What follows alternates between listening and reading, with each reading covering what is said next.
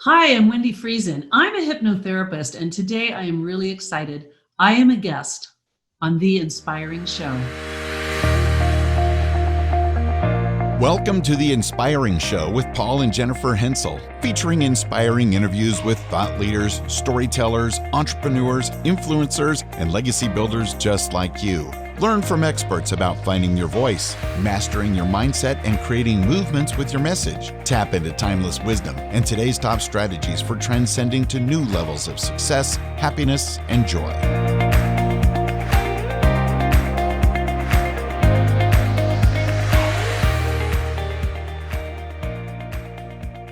Hi everyone, Jennifer. And Paul Hensel here on The Inspiring Show. Welcome. We're so excited today because we have one of our favorite people on the show, Wendi Friesen. She's been a teacher and a mentor to us in the area of hypnosis and meditation, and her recordings have really helped us a lot.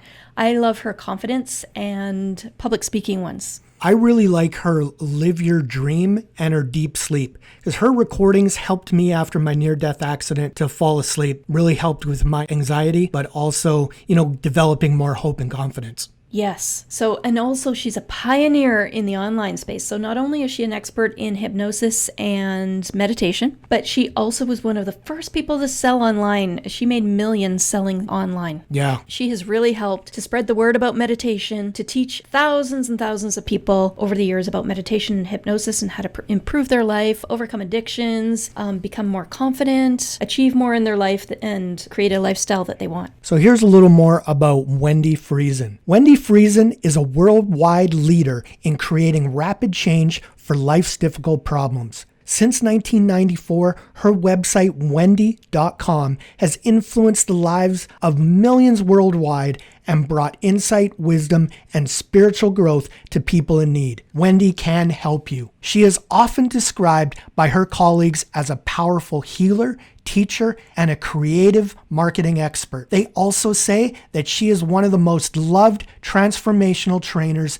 in the world. Wendi is also committed to breaking new ground in the treatment of addiction. After numerous frustrating attempts to help her son with years of addiction, she created a powerful program that is based on the new science of how the brain can be changed through meditation, hypnosis, NLP, and energetic methods. Wendi wants to help you feel great again. All right, so let's listen to our interview with Wendi. Yes, she has great stories.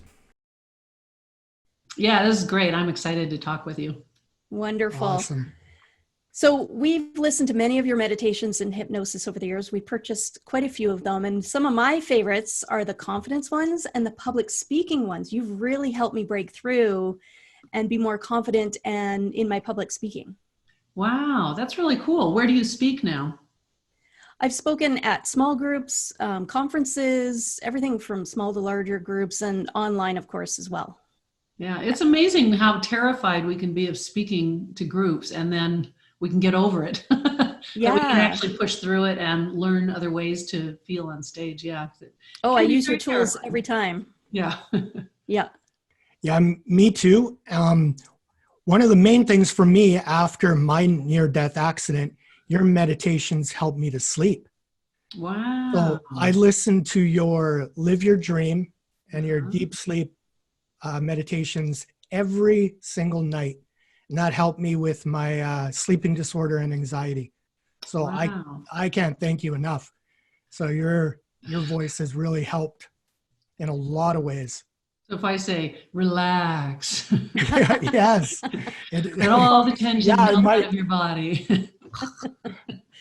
Yeah. It is funny though, when I run into people who have used my programs for a while, as soon as I start talking to them, if I start talking a little slower and softer, they're like, whoa, what?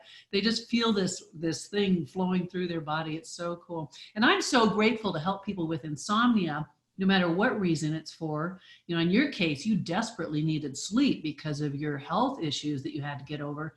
But there are people who tell me, no, nothing will work. Nothing can get rid of my insomnia. And it does. And sleep is the one thing that we need the most in our lives to keep us healthy. Yeah. Yeah. I'm definitely here to say it does help. I mean, there were times I would fall asleep before I even opened the first door. of the one recording. So, Oh yeah, his favorite is Live Your Dream. yeah. Yeah, cool. Yeah, they're fun. So they're fun stuff. And boy, that's the reason that I've been able to have a life that is successful and fun and so rewarding, because of the work that I've done, that I did on myself when I was feeling totally pitiful and miserable and had no options and no way to get out of my deep, dark hole. Oh. Well, that's awesome.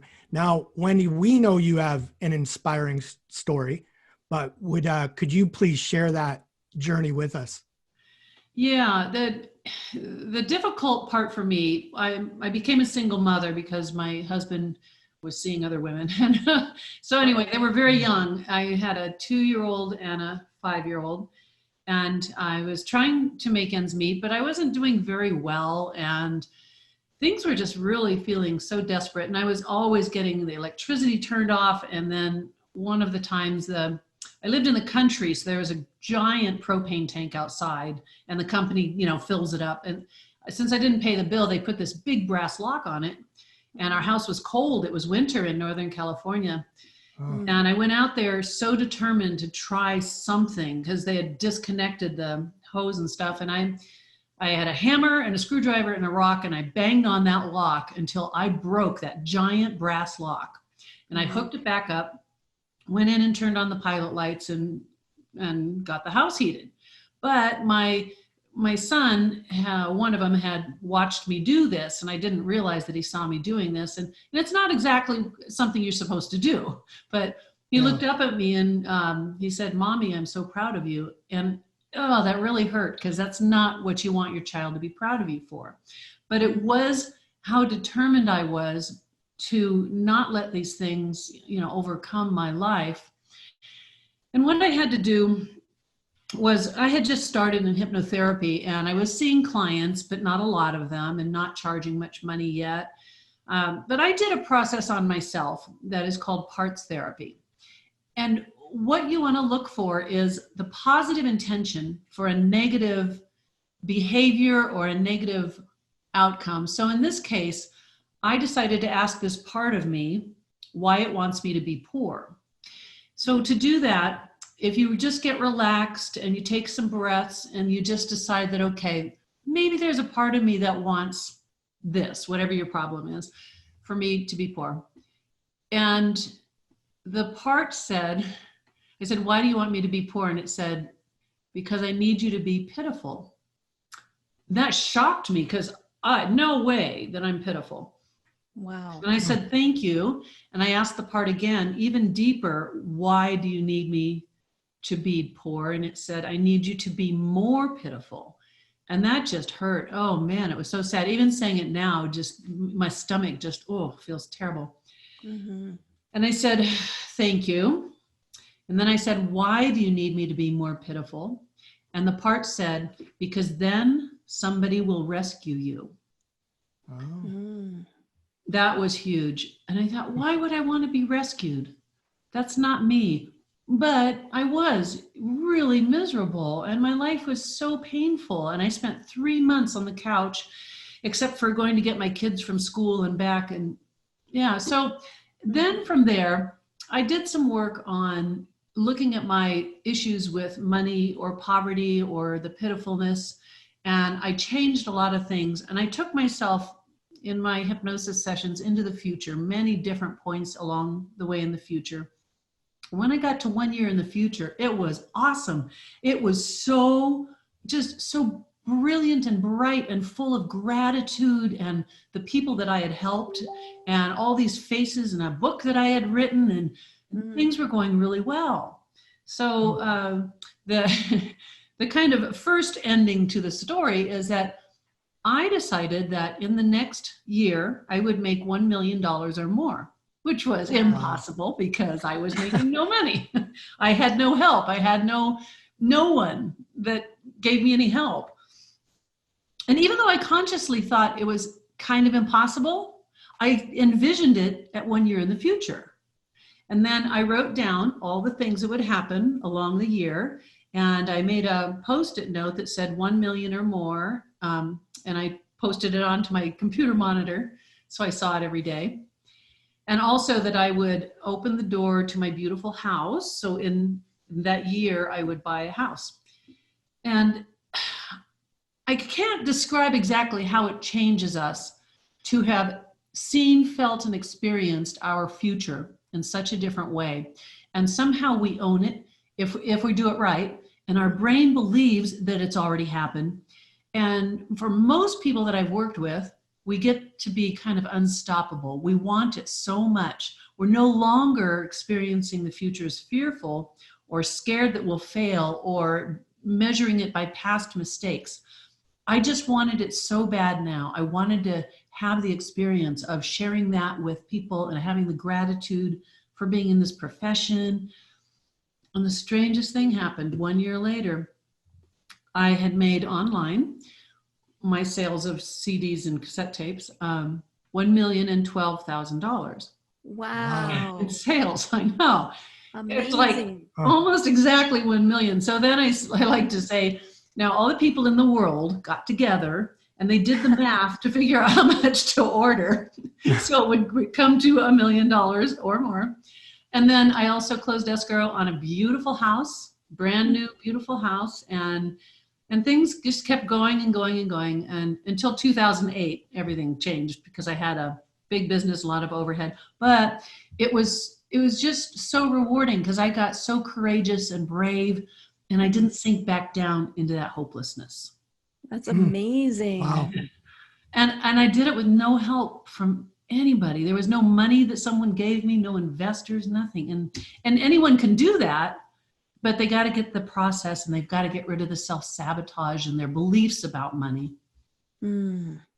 That is an amazing story. Yeah, I love that. I love how you really embraced like your story, but you visualize where you wanted to be, not where you were at the time. Yeah. And then and I know people visualize and they talk about manifesting and they talk about, writing down what they want. But if you still have a program running like I did to be pitiful, or that I was afraid to fail, or that I didn't have what it takes, or I'm not good enough, or I'm not worthy, everyone has these things running.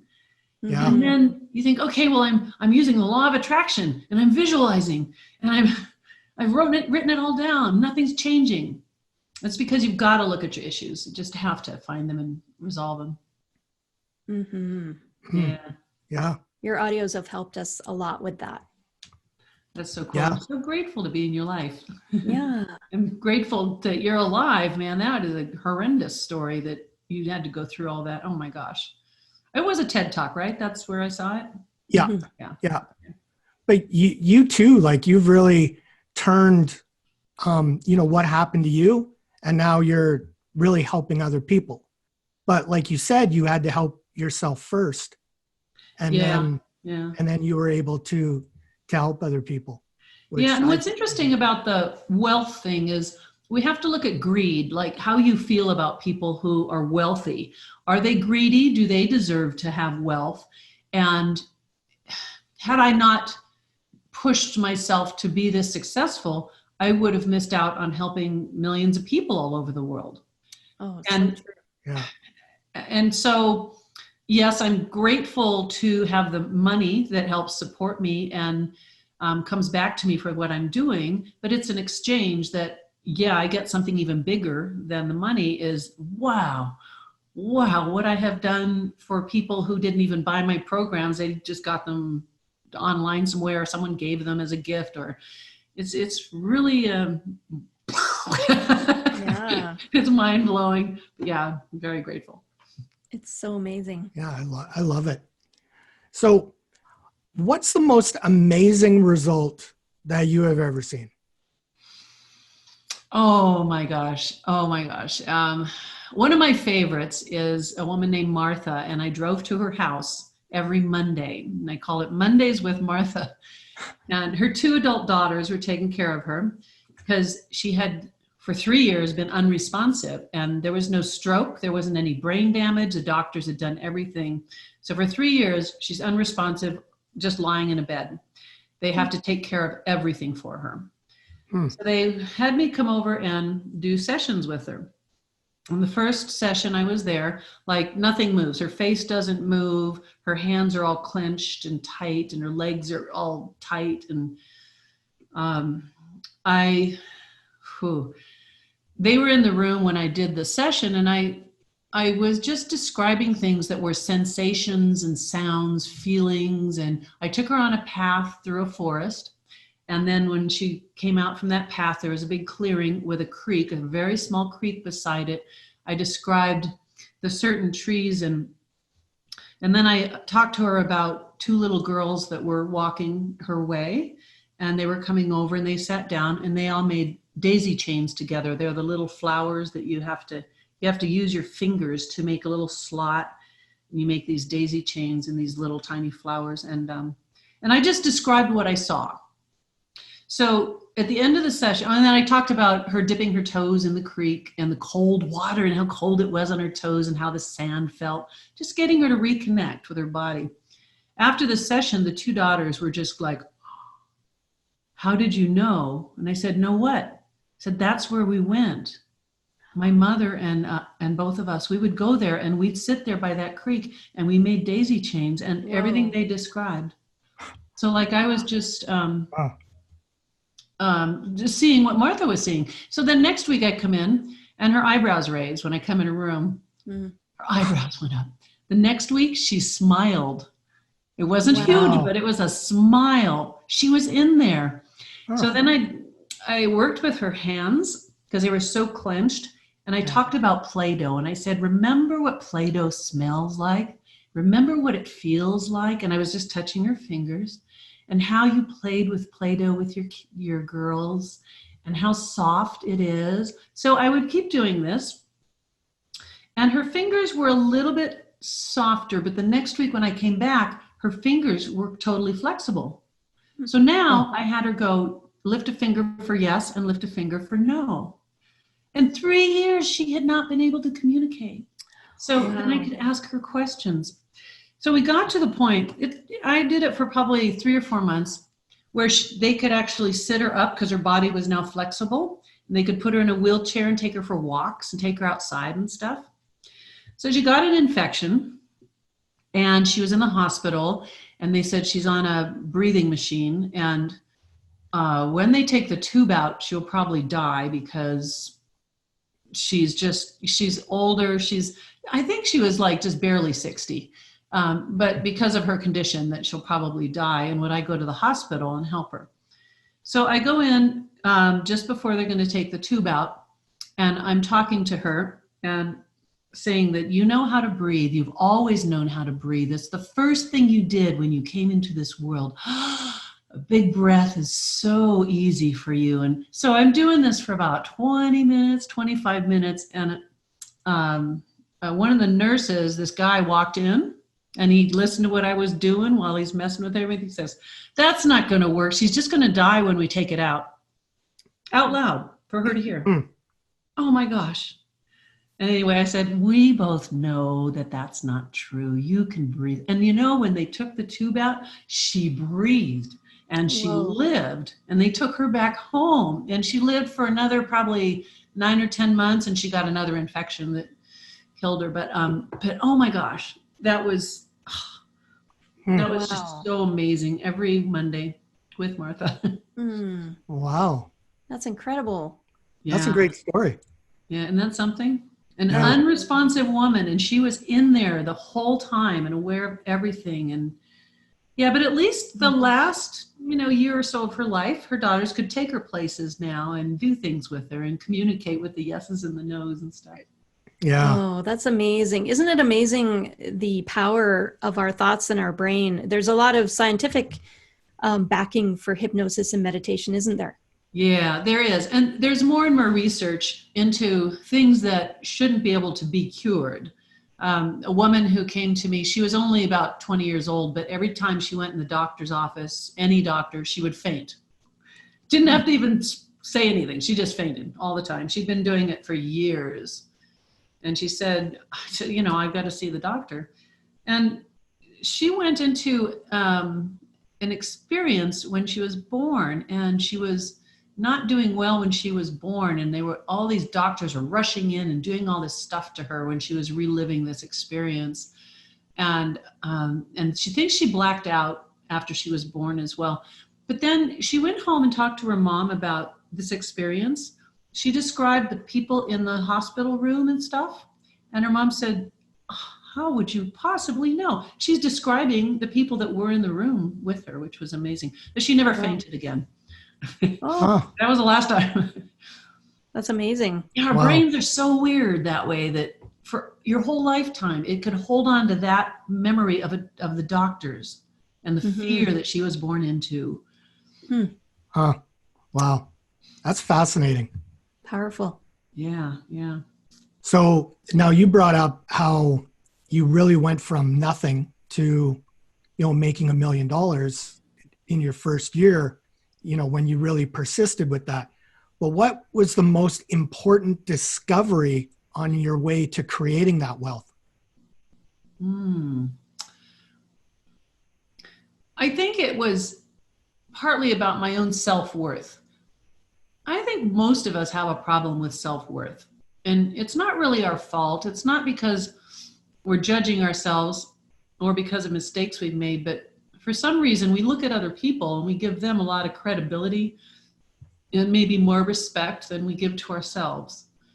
So finding that you have something that really is a unique gift, or it's something that is really valuable to share with others, and your reason for living through your accident, there probably are some revelations you've had about why you want to live a really important life now. I can imagine that the lessons are huge. Yeah, but for sure. me, the self-worth was a big part of it, because I was really scared, and I got really determined to do certain things. And so at one point I called a radio station. It was in Sacramento, and it was a really big radio station. It had 4 different stations, but I called and I said, hi, I'd like to have a talk show. Wow. Like, oh, sure, we'll set you right up. And the woman said, oh, well, our morning host is standing right beside me, our talk show host, so maybe he'll talk to you. So she hands the phone to Paul. So back in the days when that's how phones were, here, call for you. And he talked to me for a few minutes and said, why don't you come on my show on Wednesday morning? And I was like, oh yeah, that sounds great. This is a big radio station, And then I got so scared, and I'd never been on radio or TV or anything. And I was still pretty scared of things like public speaking. So the night before, I thought, I can't do this. I'm feeling sick already. I'm just going to call and cancel. I was driving in my car. I stopped at a red light. And I thought, wait a minute. No. You're supposed to be the person that's good at this. And I go, it's all right. I'm a great radio show guest. I've done this hundreds of times. And I look at the woman in the car next to me sitting in the red light, and I said, she recognizes me from all my appearances. Yeah, she knows who I am. So then I just imagined the microphone, because I've never been in a radio studio, but I imagined that microphone, and I told myself all the rest of the evening, as soon as you say the first word into that microphone, you're going to relax and be amazing and have fun. So I went there at 6 a.m. and I was in the studio on the air for 3 hours. Wow. And there were phone calls, the whole 5 phone lines, they were just all lit up the whole time. Then my business just really went crazy. It was really awesome. And I had so many clients, and I was doing workshops, and I realized, wow, I did one courageous thing. Just one, which was take a chance and make a phone call and don't cancel. Yeah. One thing you're afraid to do might be the thing that launches you into something that you go, oh, I can do this. I'm good at this. I had no self-worth, and I thought I was a loser, and I have just screwed everything up before that. But I took a chance and found out, you're good at something. Oh, Wow. that's amazing. So that's the long version, I guess. But No, that's really great. I'm telling people this, what I want everybody to do is look inside yourself to think how many times you backed down from something or you thought you couldn't do it. But how do you know? Maybe you can. And if you give up the chance, or you don't take the step to make it possible. Like for me, opening up the yellow pages is where I found, because we had yellow pages back then, Yeah. that I found the radio station. Take a chance. Mm-hmm. What's the worst that could happen? Yeah, that first step sometimes, well, most of the time is the hardest one. That's right. Yeah. And then being courageous enough. Like you talked about confidence. So when you're using my confidence program, what do you feel it did to you? What was the change that you noticed? Oh, I loved it when you talked about having a different perspective of the spotlight. Like before you were going to go on stage and you see all the lights, instead of being fearful of them, it's amazing. Oh, look at it. It's a warm place. It's where you're supposed to be. Just changing perspectives instead of being fearful of things, making a celebration of them. Wow. Isn't that cool? Mm-hmm. And isn't it amazing how easily you were able to kind of flip that switch? It takes takes a little bit of time, but yes. Yeah. So on the, we talked about, now about taking that step and how it can be so rewarding. But on the flip side, how does self-sabotage destroy us? Yeah, and that one is hard because I know a lot of successful people, and even in my business, that they're hypnotherapists or NLP practitioners or speakers. And when they talk to me in private, they still got the self-sabotage going on. In fact, just yesterday, I was texting with a woman that I've known for a long time, and she's been very successful in this business, but she was just saying how she's so stuck, and she's been going through, periods of just feeling really kind of like helpless, or, just all this negativity. And, and here we are as hypnotherapists, like, heal thyself. But sometimes it just doesn't quite work like that. We have to remind ourselves that we can change it. For me, in the last couple months, I've been feeling kind of stuck and having kind of a down cycle. We all do. It goes through ups and downs. But I noticed that my first thoughts in the morning were very destructive. And they were like, and I'd think, oh, I'm going to do this and this and this today. And then I go, oh, no, I don't want to do that. Oh. And then I would just have this sound in my head that was just, I thought, all I have to do is just change what I'm programming in every morning. So I started doing that. And then I like to help people to catch their self-talk. Like, even if it's a silent phrase or something you're saying, you got to catch it and change it into something different. Like during the day, if I found myself saying, oh, I don't feel like doing that, it's too much work or something. Then I say, wait a minute, it might not change today, but in the next few days, it's going to get better. And each day you're going to feel a little more excited. And, I'm being honest with everyone in the audience, just to understand that we all go through this. None of us are perfect, but I have the tools that tell me it's going to change. Things are going to get easier. Because I've got some stuff with my son that he's going through that's making it hard for me to stay up in the, my happy place. But it is getting better. In the last couple of weeks, I have so much energy and I'm excited again. And just because I changed what I'm saying to myself and changed my morning self-talk. These tools are for a lifetime. Yeah. So it can help what us. Did you do? Like when you were, after your accident, did you have the ability to say different things to yourself or change a conversation? I've always been positive. One thing I did back then, I remember telling myself, like, if I had a bad day, I would say to myself, tomorrow will be better. And sometimes, like you said, it could take a few days, it could take a few weeks, but it does get better. Like where we are now isn't where we're going to be. And so sometimes, you just have to hope that, okay, I'm going to look at the bright side of things rather than, looking at the negative outcomes all the time. Yeah, and that is easier said than done, usually. Oh, it is. It is. Sometimes there's more correcting your self-talk than other times, but yeah. Well, and then also, if you're saying you're going to look on the bright side or things will get better, if they don't, then we can sink back into that darkness of like, it's not working, nothing's changing. Because when we're depressed, we feel like it's never going to change. We're always going to feel like this. It just feels universally like that. And it does change. Mm-hmm. He would listen to your Live Your Dream every night before sleeping. Oh, wow. And it would help him to sleep, but also would reset him to wake up with more positive thoughts as well. Yeah, it really did give me more hope because, in that situation, there's times you can feel hopeless, but just like going through Live Your Dream and, recognizing what your 3 truths are and your 3 gifts.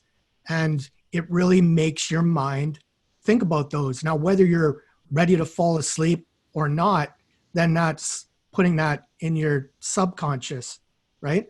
To kind of like allow yourself to think like, no, this is going to get better. I'm not going to quit. And if I don't know what to do at this particular moment, well, I'm going to find a way. Yeah. And our neural pathways, we tell them where to go. If I tell you to think about the color orange, your brain is now searching for things that are orange. And it's seeing that color orange and it's thinking like, peaches, oranges, trees in the fall. Your brain didn't go to things that were blue. So when we're telling ourselves that, oh, it's just too hard, I keep screwing everything up that I try and nothing is working, your brain's neurology is now activating all the memories and emotions of all those experiences that match what you just said. How is it going to think about living your dream or those 3 truths or any of those things if you're thinking about all the emotions and the things that aren't working? And it's really so simple.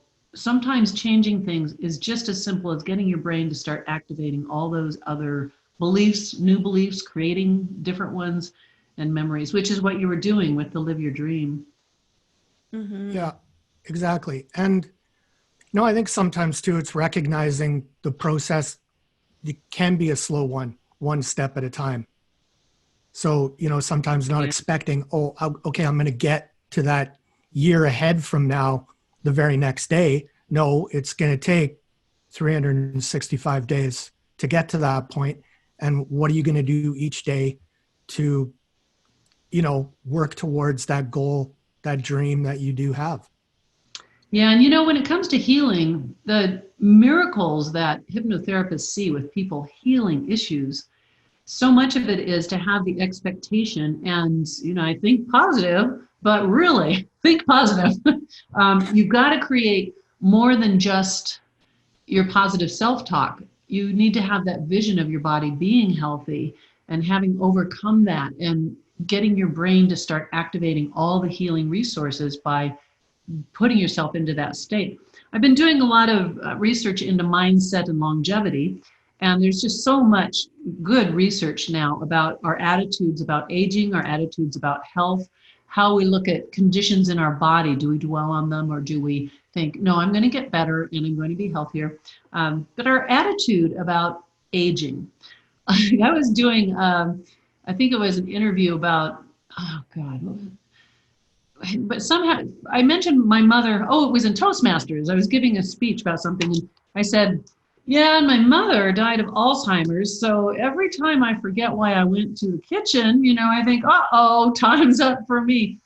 And then later I thought, we don't want to do that. My brain will stay healthy. It will keep repairing itself. And I'm not predisposed to that. And so our attitude about aging, those little things that we kind of let slip into our consciousness, we need to catch them and create a different vision and feeling and belief about aging.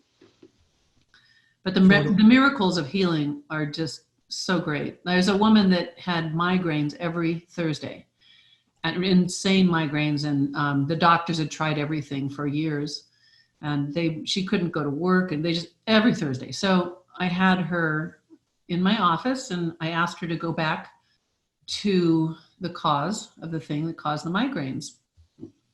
And this is where, like, the doctors can try and try and try, but they don't have the tools to do these things. So she all of a sudden in the chair, she quit breathing, and she's going, and she wouldn't breathe. And for like, oh boy, 10 or 15 seconds, she didn't breathe. So I said, when I touch your shoulder, your body will relax and you'll take a deep breath. Relax now, breathe. And and I said, what's happening? And she said, my husband is trying to kill me. He's strangling me. He's strangling me and I can't breathe. I said, okay, you can keep breathing and let your body calm down and tell me what's happening. And she retold this entire event of her husband strangling her, trying to kill her.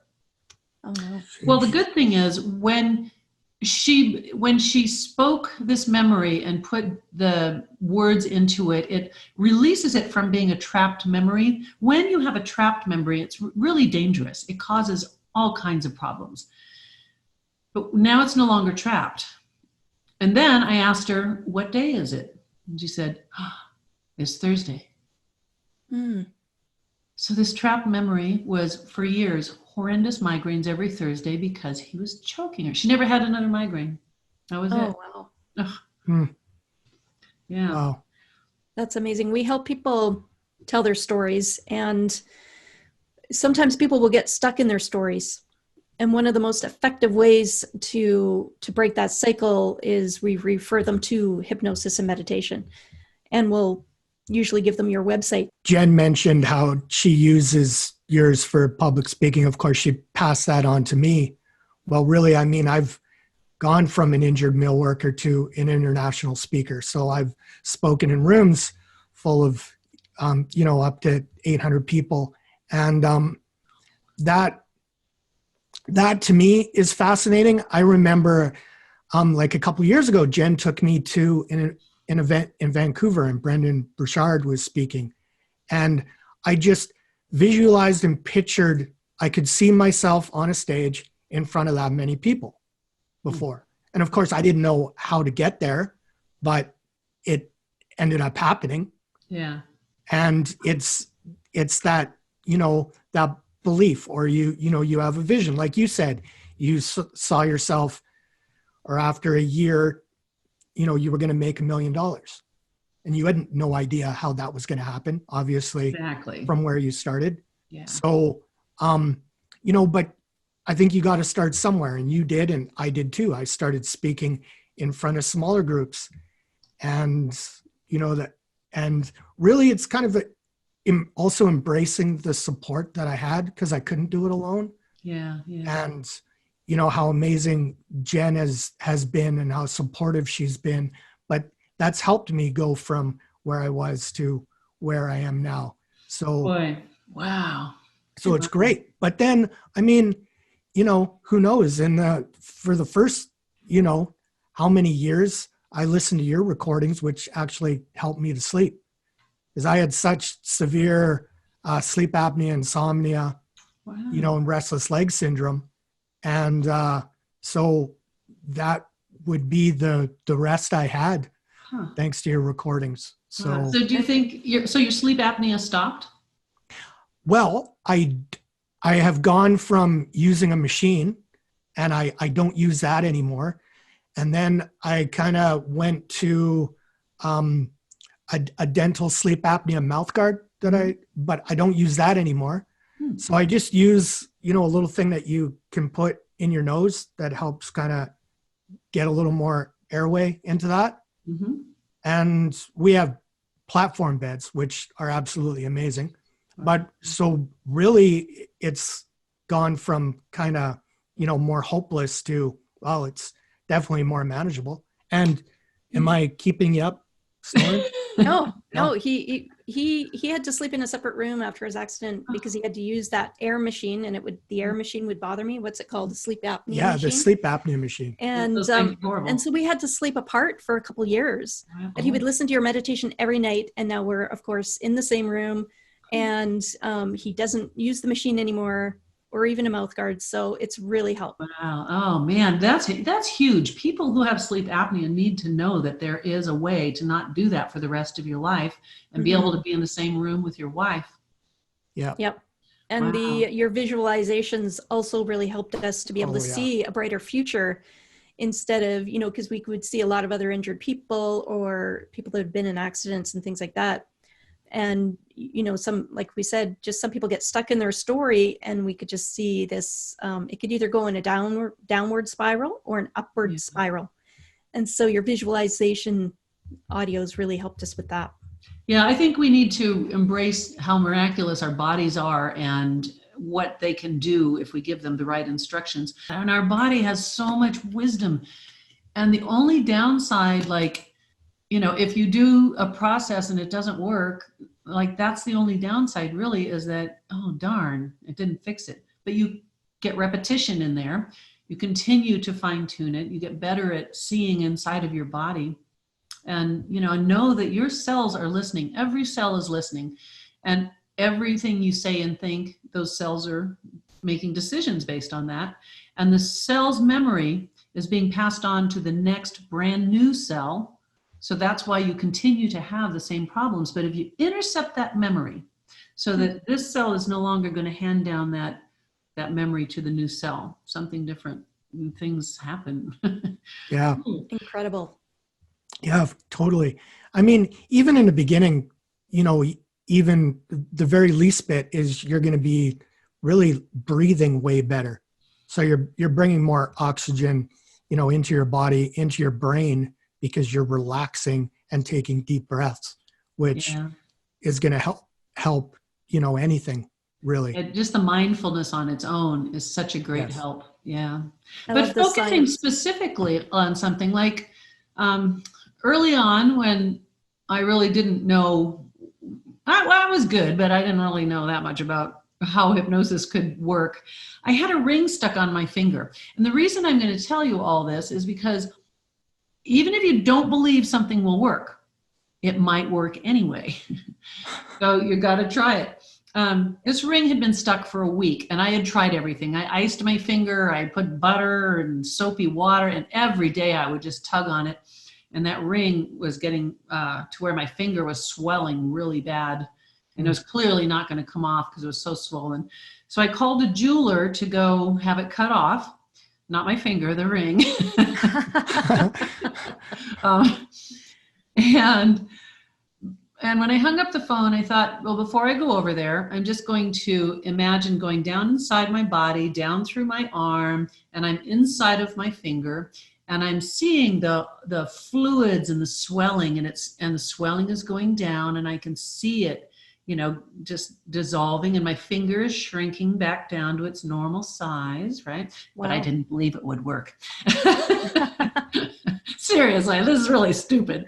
But so then about an hour later, I got in the car and I'm going to the jeweler, and I'm stopped at a red light, and I just went like this. And I went, what?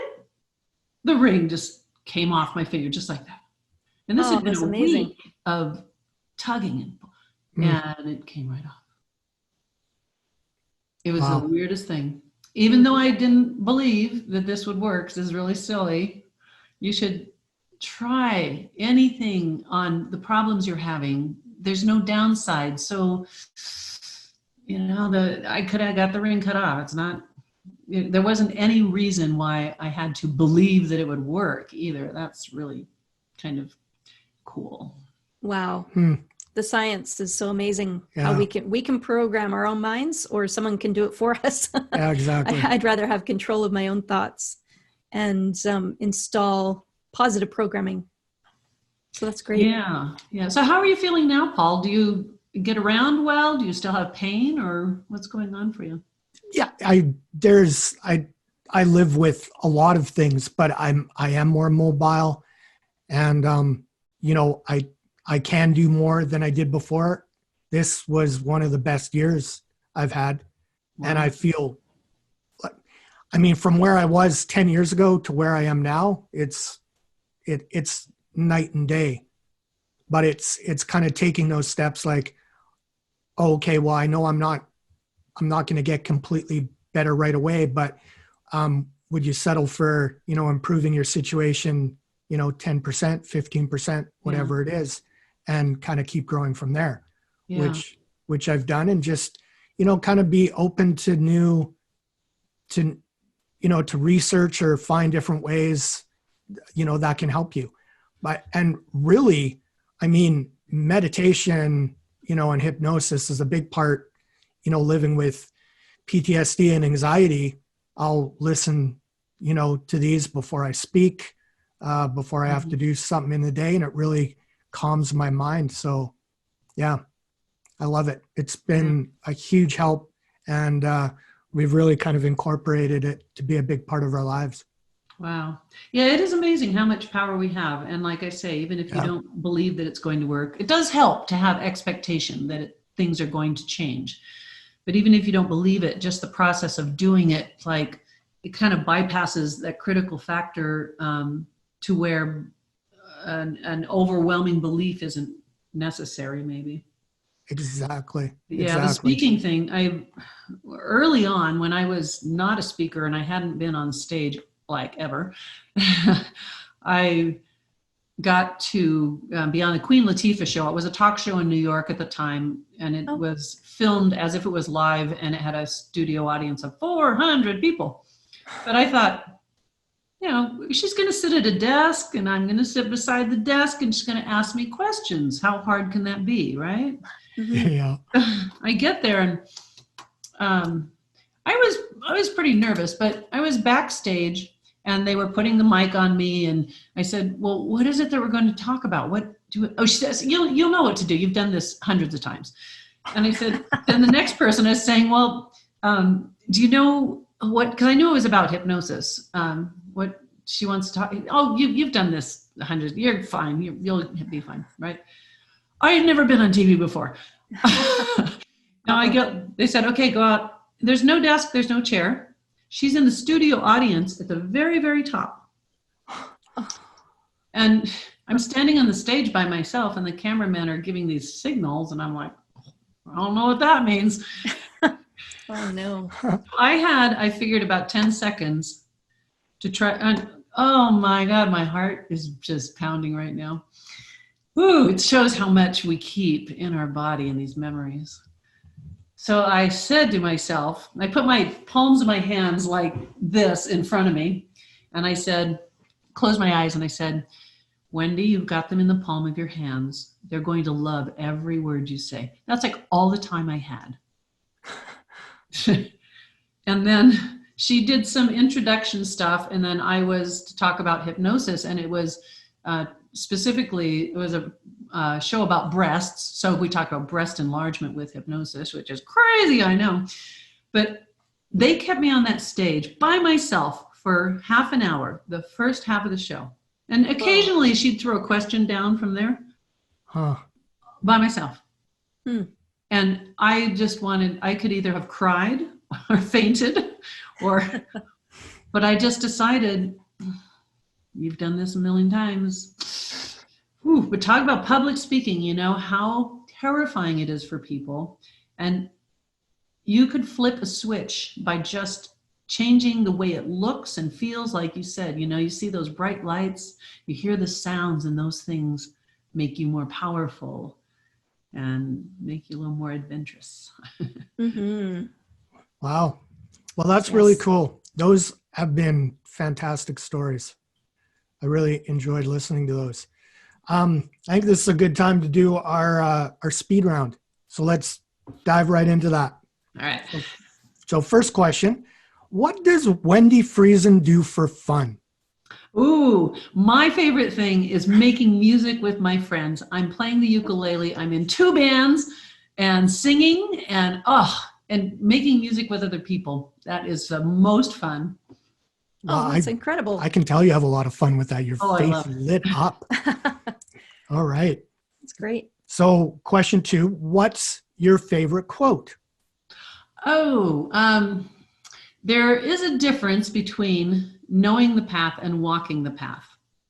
I don't know if you know where that's from. It's from The Matrix.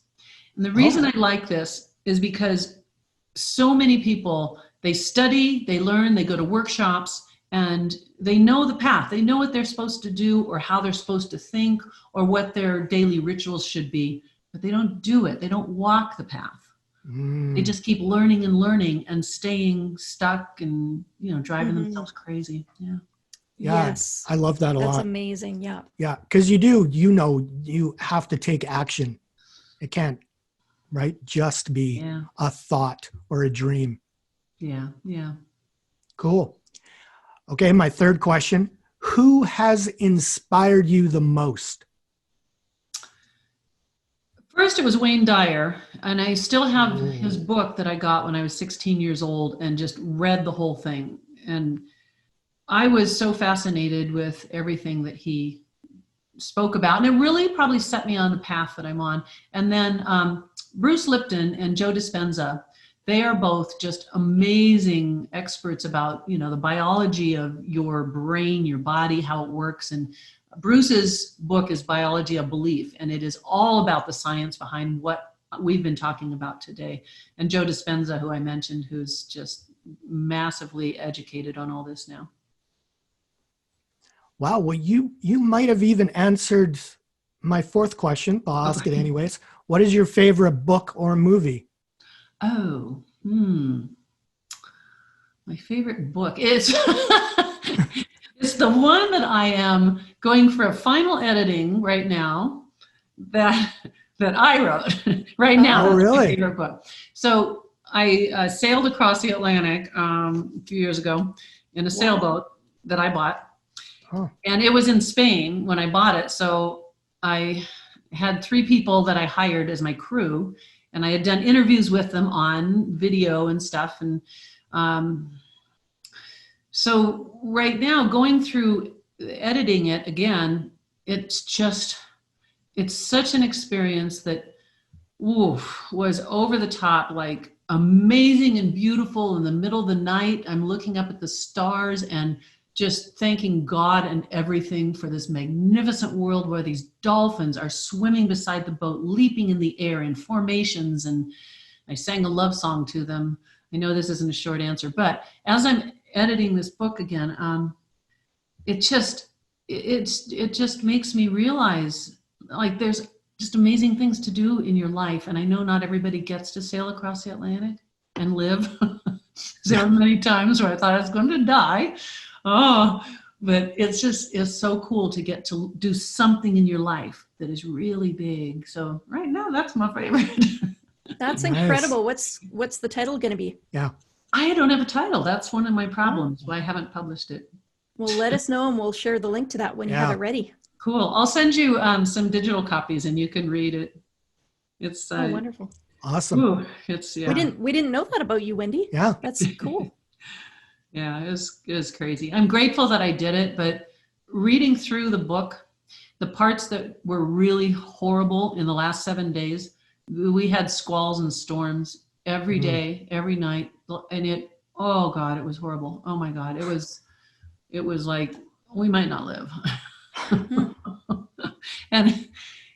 And it's a rally of 250 boats that leaves at the end of every November from Spain. And they say it's so calm, you can sail a bathtub across.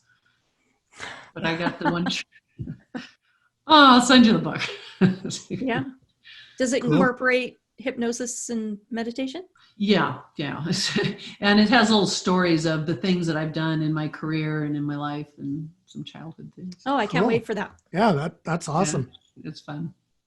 All right. So my fifth question in the speed round, what is a really good tool or resource that you would recommend? Buy my stuff. Use it. Yeah. So tell our audience where they can find you and purchase some of your audio we have. It's pretty easy. Wendi.com, Wendi.com. And then if you want to use a coupon code with the word Paul, you will get 30% off. Oh, wow. That's anything. a great discount. Everything, yeah. Well, the resource lately that I'm looking at, because I'm looking at longevity and studying what we need to do, is besides all the mental stuff and what we've been talking about, what you eat is so massively important to your health.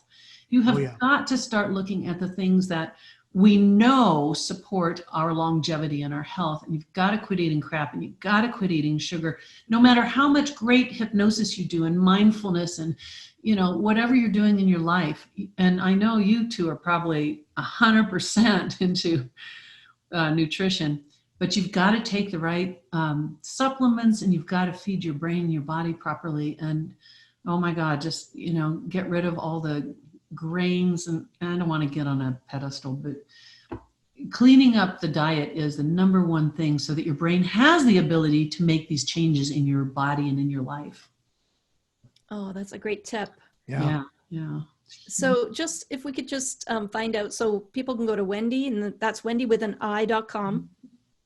Yeah. And there, I put all my work together in courses now, so it's really easy to use. You can download the sessions, but you also have the ability to communicate with me and ask questions, and we can help solve some problems there. And the number one thing that I do is my addiction work. And people who want to quit drinking or quit using drugs, and you want to make it easy, that's the way to do it. And I'm always getting my mind blown by how people say, I didn't think I could do this, but it was so easy. So one example, and then I'll let you wrap it up here.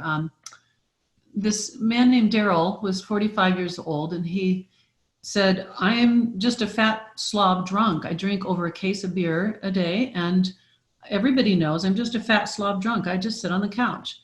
And he listened to the program, and he quit drinking. But he said, it's weird. It was like easy. I just didn't think about it anymore. It just wasn't a part of my life. And then like 2 weeks after I quit, there was a beer in my fridge still. And so I thought, I'll have a little. And he said, I poured it in a glass, and I took one sip, and I was like, nah. It wasn't fighting it or struggling. It was just like, nah, I don't want that. So in his future timeline that I take the people on for addiction, in a year in the future, he saw himself as an athlete, which made no sense to him. Because he told me, he's kept in touch with me, and he said, I'm not an athlete. I've never done one athletic thing in my life. So I saw myself as an athlete.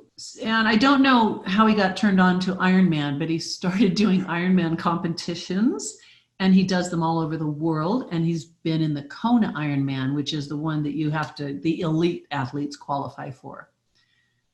Had he not used my program, maybe he would have quit drinking at some point, but he never would have seen his future of a part of him that wants to be an athlete and be a freaking Ironman athlete. Wow.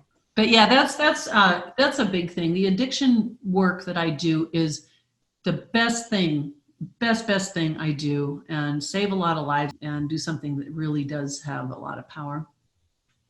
Oh, that's incredible. Well, thank you so much for sharing with us today, Wendi. And I'm so glad for our followers and audience here to hear about what you offer and the power of these tools, hypnosis and meditation. Yeah. Thank you so much for sharing with us today, Wendi. We're so thrilled to have met with you. Thank you so much. Yeah, thank you both. Oh, it's been wonderful meeting you and just getting to share this time together. I'm so grateful to be part of your process, Paul, and be able to help you, and for both of you. So yeah, good stuff. So did you enjoy that interview? It was so good. Wendi has so many great stories, and the way she has used hypnosis and meditation in her own life to overcome tremendous adversity to reach great levels of success. She helped us, and she's helped thousands of people over the years. So if you have an amazing story, please go to our website, inspiredinfluencers.com, and submit an application to be on this podcast. We look forward to hearing from you. Thanks for being with us today and listening. Take care, everyone. And remember, you have a story, and your story matters.